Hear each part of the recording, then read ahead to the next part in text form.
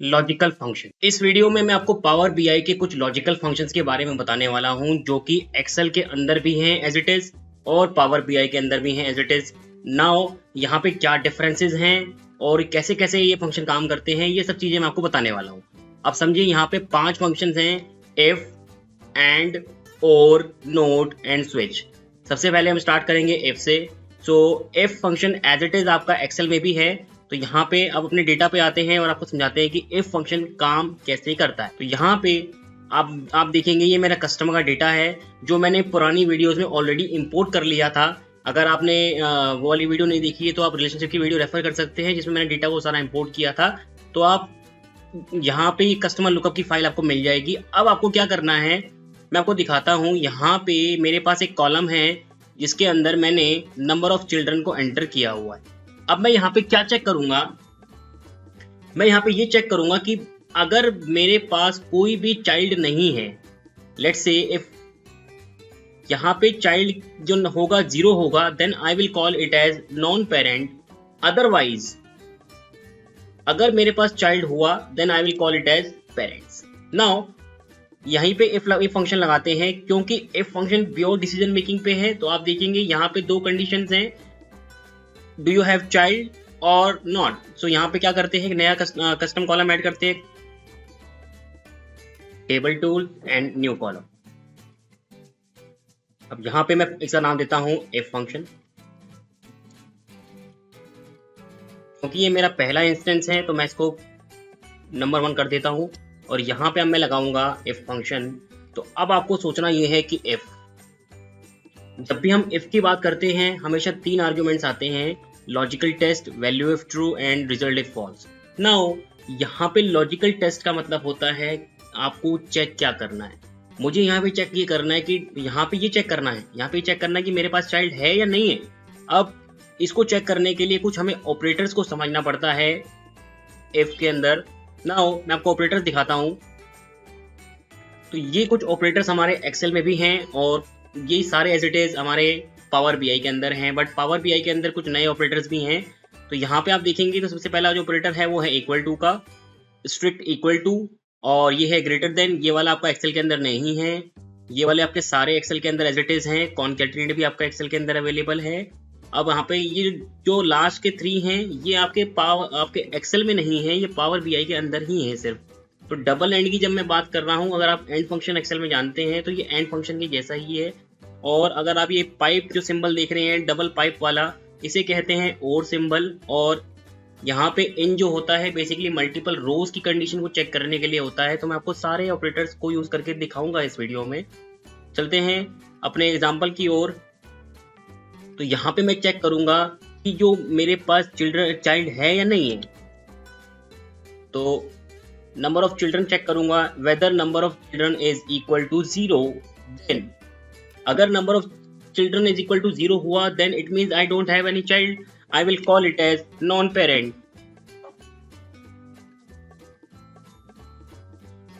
Then और अगर मेरे पास कोई चाइल्ड हुआ then I will call it as parent. मैंने यहाँ पे कॉमा लगाना रह गया है, कॉमा लगा देते हैं। और आप देखेंगे ये फॉल्स की कंडीशन है और ब्रैकेट को क्लोज कर देते हैं, एंटर मारेंगे तो आपका देखेंगे आपका रिजल्ट करेक्ट आ गया। और इसी को अगर हम चेक करें यहाँ पे नंबर ऑफ चिल्ड्रन 0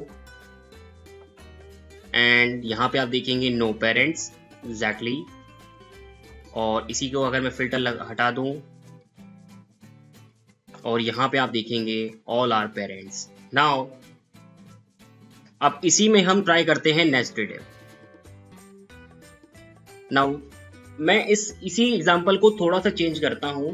अब इसी एग्जांपल में होगा क्या, मैं यहाँ पे बोलूंगा कि भाई अगर मेरे पास कोई भी चाइल्ड नहीं है then I will call it as non parent. But यहाँ पे मैं बोलूंगा कि अगर किसी के पास एक चाइल्ड है then I will call it as single child parent. Otherwise I will call it as more than 1 child. अब आप समझेंगे हियर वी हैव 3 कंडीशंस। तो अगर हम नेस्टेड इफ की बात करें तो नेस्टेड इफ आके देखते हैं एक बार। यहाँ पे हम करेंगे table tools and new column. यहाँ पे मैं सेकेंड इफ लगा रहा हूँ और एक्सेल के अंदर भी हम नेस्टेड इफ लगा सकते हैं F। तो मैं इसको F2 कर देता हूं नेस्टेड इफ को। यहां पे मुझे चेक ये करना है if number of children is greater than 1। मैं पहले चेक कर रहा हूं नंबर ऑफ चिल्ड्रन अगर ग्रेटर देन 1 है। अगर number of children greater than 1 हुआ, मैं इसे क्या बोलूंगा? मैं इसे बोलूंगा कि भाई इसका मतलब ये है कि मेरे पास मोर देन 1 चाइल्ड है। तो I will simply write it as more than 1 child. Now अब यहाँ पे हमारे पास दो कंडीशन बचती हैं कि नंबर ऑफ चिल्ड्रन 0 से ज्यादा है या 0 है। 0 से ज्यादा का मतलब 1 तक हुआ, क्योंकि 1 की कंडीशन हमने ऑलरेडी ले ली। तो अगर 1 हुआ तो इसका मतलब ये है कि हमारे पास 1 चाइल्ड है। तो अब हम क्या करेंगे, दोबारा इफ लगाएंगे if number of children is greater than 0। अब यहां पे अगर ग्रेटर देन 0 हुआ तो इसका मतलब एक ही चाइल्ड होगा, इसे हम बोल सकते हैं single child. Otherwise we will call it as non parent. अब आपको यहाँ पे, क्योंकि मैंने यहाँ पे 2 बार ब्रैकेट ओपन किया है, 2 बार पैरेंथेसिस को ओपन किया है, मैं यहाँ पे 2 बार ही क्लोज करूंगा 1 and 2। एंटर मारेंगे तो आप देखेंगे आपका आंसर करेक्ट आ रहा है।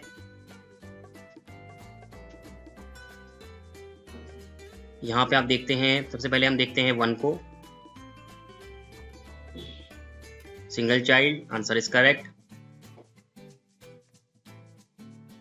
0 and 1 I am deleting more than 1 child, good। Now answer हमारा बिल्कुल सही आ रहा है। आगे चलते हैं नेस्टेड इफ के ऊपर। अब इस थर्ड एग्जांपल के अंदर बेसिकली मैं आपको अपने इनकम टैक्स के, इंडिया के इनकम टैक्स के बारे में बताना चाहता हूं। अब आप समझेंगे यहाँ पे हम क्या करेंगे, अपनी इनकम के ऊपर इनकम टैक्स कैलकुलेट करेंगे। मैं एक सिंपल सा कैलकुलेशन यहाँ पे ले रहा हूँ।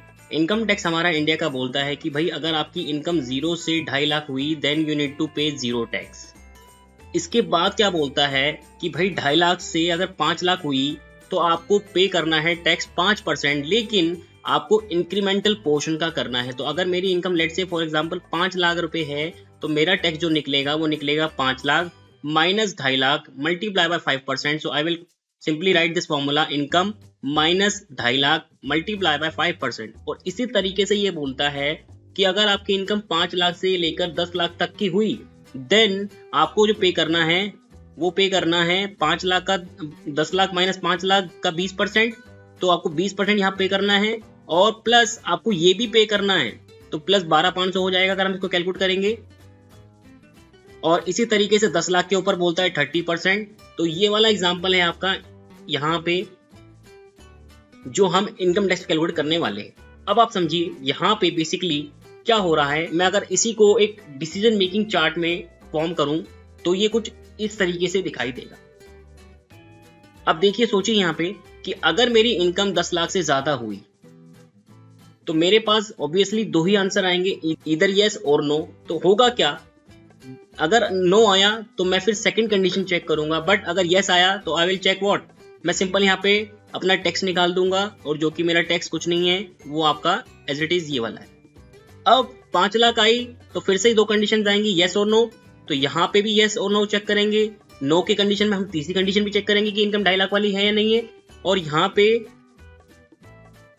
ये आपकी कैलकुलेशन हो जाएगी। इसी तरीके से 2.5 लाख वाले केस में यस और नो हो जाएगा। अगर 2.5 लाख से भी नीचे हो इनकम तो नो टैक्स, अदरवाइज आपको 5% निकालना पड़ेगा। तो इसी फंक्शन को अब हम ये लगाने वाले हैं पावर बीआई के अंदर और इसे हम लास्ट अपने नेस्टेड इफ के एग्जांपल में यूज करेंगे। तो आगे चलते हैं। अब हम पावर बीआई के अंदर अपनी एक नई फाइल इंपोर्ट करने वाले हैं। यहाँ पे मैं एक नई फाइल इंपोर्ट कर रहा हूँ, होम गेट डेटा, एंड मैं फिर से CSV फाइल ले रहा हूँ एक। यहाँ पे आप देखेंगे इफ फंक्शन वाली एक फाइल है, मैं इसे ले लेता हूं।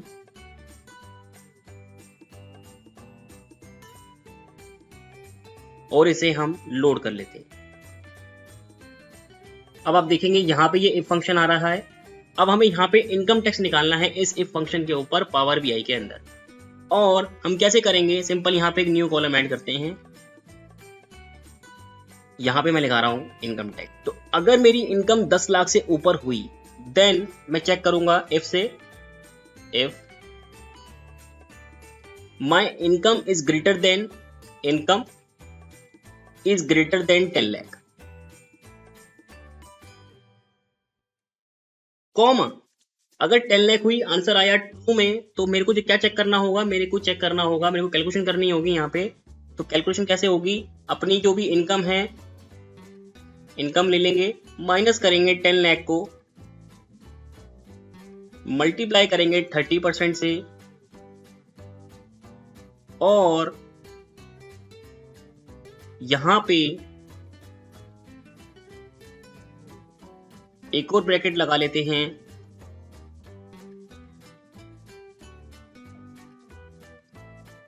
इसमें हम प्लस करेंगे 1,12,500, कॉमा। अब अगर रिजल्ट आया फॉल्स, तो इसका मतलब हमें सेकंड कंडीशन चेक करनी है 5 लाख वाली। तो 5 लाख वाली कंडीशन चेक करते हैं। अब 5 लाख वाली कंडीशन को मैं दोबारा टाइप करने की बजाय कहां से कॉपी कर सकता हूं। अब मैं क्या करूंगा, 5 लाख वाली कंडीशन को इसी के आगे एग्जीक्यूट करने की बजाय नीचे सेल में लेके जाऊंगा। तो यहाँ पे अगर आपको फॉर्मूला बार में नीचे लिखना है तो आप प्रेस करेंगे शिफ्ट एंटर। तो अभी इसी लाइन को हम कॉपी कर लेते हैं,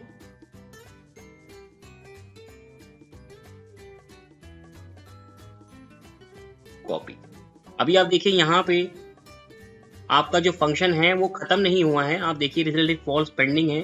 तो यहाँ पे मैं सेकंड कंडीशन पेस्ट कर देता हूँ, that is in result is false. तो हमें चेक करना होगा 5 लाख से ज्यादा है, तो आपका टैक्स होगा वो होगा income minus 5 lakh multiply by 20% plus 12,500, comma.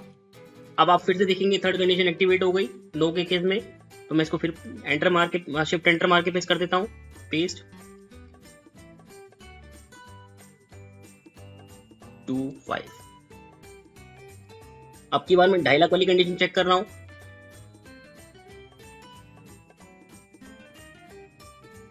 और अब की बार मुझे टैक्स देना है 5%, और अब की बार मेरे को एडिशन कुछ नहीं करनी है, या आप डिलीट कर सकते हैं। मैं यहाँ पे सिंपलिसिटी के लिए 0 लिख देता हूँ ताकि आप और मैं एक क्लियर अंडरस्टैंडिंग बना सके, अदरवाइज टैक्स होगा 0। तो अब मुझे यहाँ पे 3 बार मैंने ब्रैकेट ओपन किए हैं क्योंकि 3 फंक्शन लगाए हैं। तो क्लोज करते हैं 1, 2 एंड 3।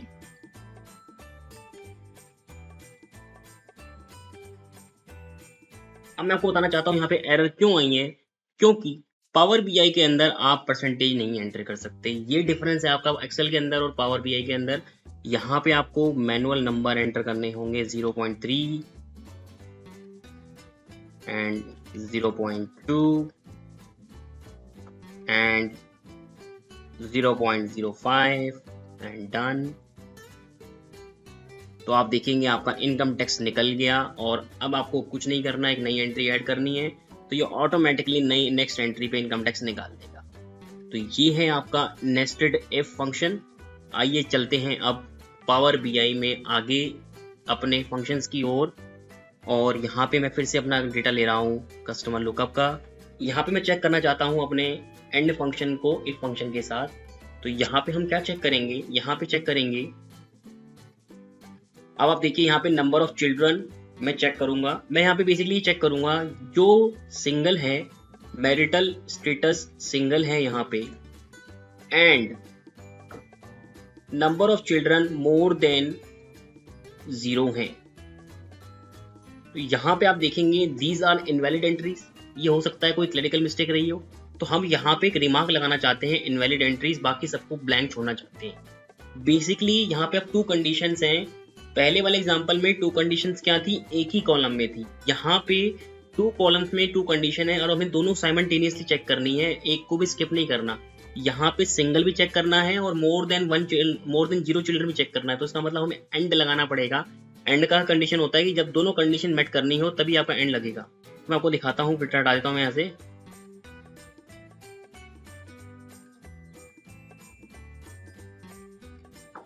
ओके करते हैं और अब इसको आगे लगाते हैं, नया कॉलम ऐड करते हैं, table tools, new column, and we can call it as and function. अब मुझे यहाँ पे क्या चेक करना है, मैं इसको नंबर 1 एग्जांपल दे देता हूँ। यहाँ पे मुझे चेक करना है single and more than 1 children, then if function लगाएंगे हम, एफ। नाउ यहाँ पे एंड लगाएंगे हम क्योंकि 2 कंडीशन चेक करनी है। यहाँ पे चेक करेंगे तो आप देखेंगे जैसे ही मैंने एंड ओपन किया तो लॉजिकल 1 लॉजिकल 2 यानी कि मेरे पास मल्टीपल लॉजिकल्स आ गए चेक करने के लिए। सिंगल के लिए हमारे पास जो है वो कॉलम का नाम एक बार चेक कर लेते हैं। कॉलम का नाम है यहाँ हमारे पास मैरिटल स्टेटस और number of children. Number of children is greater than 0 and I am specifically focusing on and. तो अब आपको क्या करना है, एंड के लिए आपको लगाना है marital status is equal to single. जब भी आप कोई टेक्स्ट किसी फॉर्मूला में एंटर करेंगे हमेशा डबल कोट में करेंगे, ब्रैकेट को क्लोज करेंगे, कॉमा, फिर से शिफ्ट एंटर करके कर लेते हैं। अब result if true I will call it as invalid entries, otherwise I will call it as blank. तो ब्लैंक के लिए हमें डबल कोट यूज करना है, क्लोज करेंगे पैरेंथेसिस को और एंटर। अब आप देखेंगे these all are invalid entries. एक बार चेक करते हैं हम यहां पे सिंगल की कंडीशन एंड यहां पे मैं पहले जीरो को चेक करता हूं कि जीरो के अंदर कुछ तो नहीं आ रहा। तो आप देखेंगे जीरो के अंदर सब कुछ ब्लैंक आ रहा है और इसी तरीके से हम जीरो को हटा के एक बार सारे चेक करते हैं और आप देखेंगे अब जीरो के अलावा जितनी भी एंट्रीज हैं वो सारी इनवैलिड एंट्रीज हैं आपकी। अब मैंने आपको बताया था कि ये चीज आप सिंबल से भी कर सकते हैं, तो मैं आपको सेकंड एग्जांपल में यही चीज करके दिखाता हूं और अब की बार मैं करूंगा सिंबल से। फिल्टर हटा लेते हैं दोबारा से।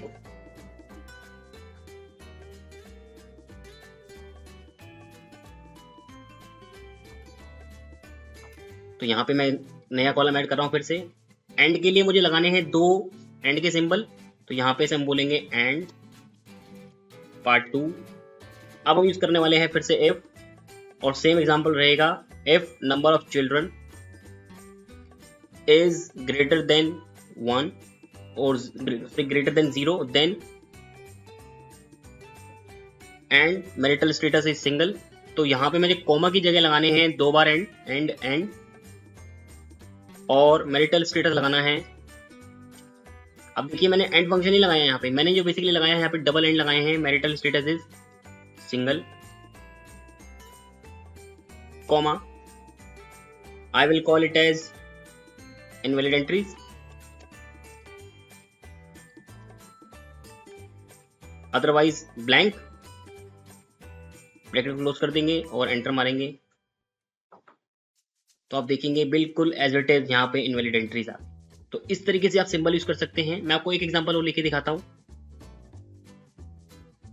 अब यहाँ पे मैं और का एग्जांपल नहीं ले रहा, मैं यहाँ पे आपको दिखाता हूँ इन वाले का एग्जांपल, क्योंकि और वाले में एक कंडीशन आपकी सेटिस्फाई होनी चाहिए। एंड में क्या होता है सारी कंडीशन सेटिस्फाई होनी चाहिए, क्योंकि यहाँ पे मैंने सिंगल चेक किया और यहाँ पे मैंने मैरिटल स्टेटस भी चेक किया और यहाँ पे मैंने नंबर ऑफ चिल्ड्रन भी चेक किया, दोनों को साथ में चेक किया। अगर मैं चाहता कि दोनों में से एक कंडीशन फुलफिल हो, या तो वो हो जाए या वो हो जाए, देन आई विल यूज और। तो यहाँ पे मैं और को यूज नहीं कर रहा, मैं यहाँ पे आपको बताना चाहता हूँ इनका क्या यूज है एग्जैक्टली। इनके लिए अब आप समझिए, यहाँ पे मैं एक सिचुएशन क्रिएट करते हैं हम।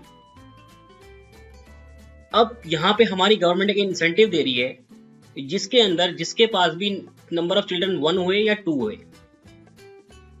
हम इस मैरिटल स्टेटस को छोड़ देते हैं एक बार, नंबर ऑफ चिल्ड्रन ईदर 1 और 2, देन आपको इंसेंटिव मिलेगा, अदरवाइज आपको इंसेंटिव नहीं मिलेगा। अब एक कॉलम के अंदर 2 कंडीशंस हैं, या तो आप नेस्टेड यूज कर लीजिए, अदरवाइज आप इन यूज कर सकते हैं। कैसे करके दिखाता हूं मैं आपको। तो यहां पे लगाता हूं मैं न्यू कॉलम और मैं इसको नाम दे देता हूं एफ एंड इन। मैं एफ फंक्शन लगाता हूं F, number of children is greater then और इज इक्वल टू 1, सॉरी यहां पे हमें क्या लिखना पड़ेगा, number of children in 1 and 2।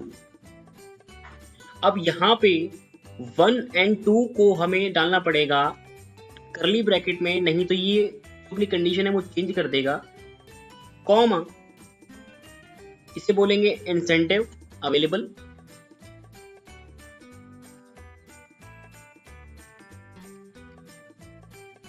Otherwise no incentive.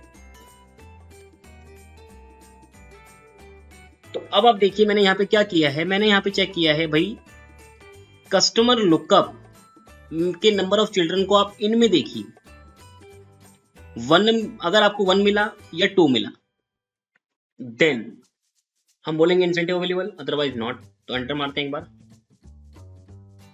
तो आप देखेंगे यहाँ पे इंसेंटिव अवेलेबल की एंट्री चेक करते हैं एक बार, और सारे कस्टमर की एंट्री 1 और 2 आ रही है, और हमारा आंसर इसका मतलब बिल्कुल करेक्ट है। तो इन बेसिकली क्या चेक कर रहा है, इन उस कॉलम में ये चेक कर रहा है एक एक रो वाइज कि ये 1 है या 2 है। अगर 1 या 2 नहीं है तो मैं यहाँ पे इंसेंटिव नहीं दूंगा। तो ये है आपका एग्जाम्पल इन। अब अपने लास्ट एग्जाम्पल की ओर बढ़ते हैं जिसमें मैं आपको बताऊंगा स्विच फंक्शन काम कैसे करता है। अब यहाँ पे आते हैं कैलेंडर लुकअप पे, हमने डेटा को चेंज कर लिया है। अब मैं यहाँ पे बेसिकली यहाँ पे सबसे पहले एक कॉलम ऐड करूंगा जिसमें मैं नेम ऑफ द डे लगाऊंगा, मैं निकालूंगा कि डे का नाम क्या होगा, देन मैं चेक करूंगा वीकेंड और नॉन वीकेंड। तो हमारे पास एक्सेल में डे के नेम को निकालने के लिए एक फंक्शन होता है जिसका नाम होता है टेक्स्ट फंक्शन, बट यहाँ पे टेक्स्ट फंक्शन आपके पास नहीं है अवेलेबल, आपके पास यहाँ फंक्शन है फॉर्मेट फंक्शन। मैं यहाँ पे क्या करूंगा, न्यू कॉलम ऐड करूंगा।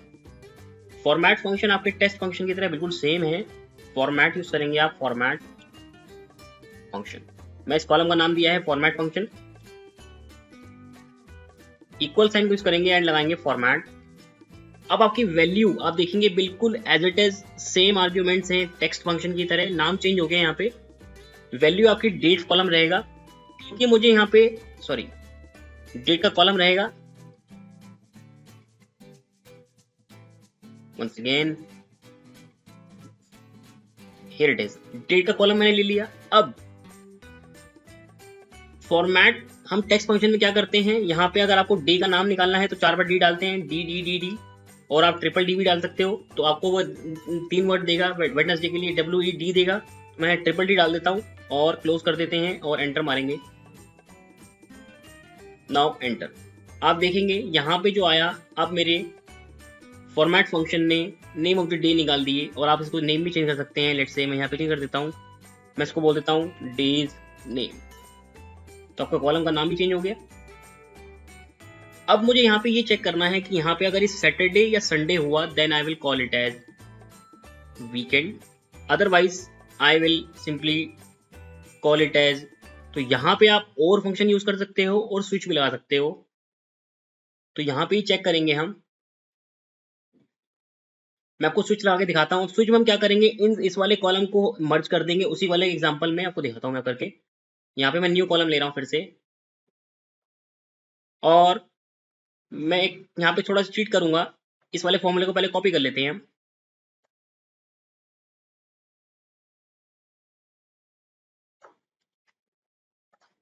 अब यहाँ पे आते हैं, यहाँ पे मैं इसको बोलता हूँ स्विच फंक्शन, और वीकडे वीकेंड बोल लेते हैं, वीकडे एंड वीकेंड्स। अब स्विच, यहाँ पे हमें एक्सप्रेशन देना है, एक्सप्रेशन का मतलब होता है फॉर्मूला देना है। तो फॉर्मूला आएगा ये रहा, एज इट इज फॉर्मूला आ गया हमारा, कॉमा वैल्यू क्या आएगी, वैल्यू आएगी अगर आपकी value I Sunday, I will result क्या देना है, रिजल्ट देना है वीकेंड,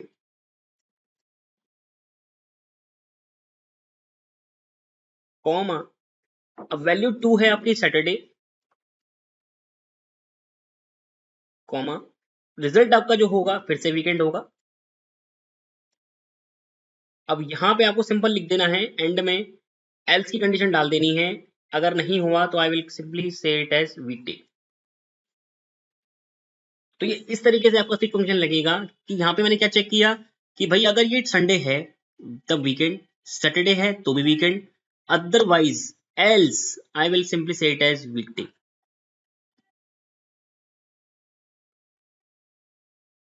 तो आप देखेंगे ये इसने सैटरडे और संडे को सारे वीकेंड में तब्दील कर दिया है, सैटरडे एंड संडे, एंड ये देखिए आप वीकेंड्स। तो मुझे इस वाले कॉलम की, अगर इस कॉलम को निकाल रहा हूं तो डायरेक्ट जरूरत नहीं है अब, बट मैं स्टिल इस कॉलम को रख रहा हूं ताकि आप जब भी आप इस फाइल को डाउनलोड करें तो आप इसका रेफरेंस ले लें। तो ये हैं आपके कुछ लॉजिकल फंक्शंस पावर बीआई के अंदर, और मैंने आपको ये दिखाया कि ऑपरेटर्स कैसे यूज कर सकते हैं। मिलते हैं अगली वीडियो में, तब तक के लिए आप चैनल सब्सक्राइब कर लें।